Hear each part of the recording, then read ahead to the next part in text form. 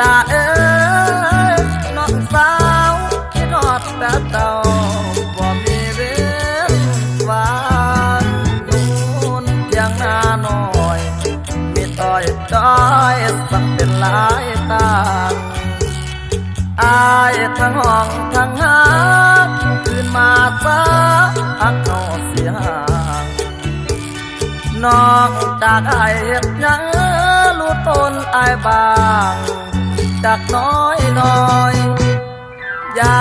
น้องเล่าขาลืมสาสันบ่เต่าคอย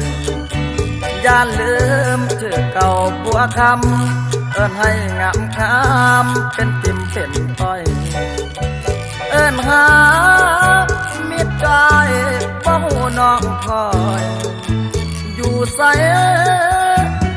วอนวอนน้องย่านแต่น้องไปมีสู่ใหม่บ้านน้องอยู่อีสานเป่าขึ้นฟ้าขึ้นมาหาน้อง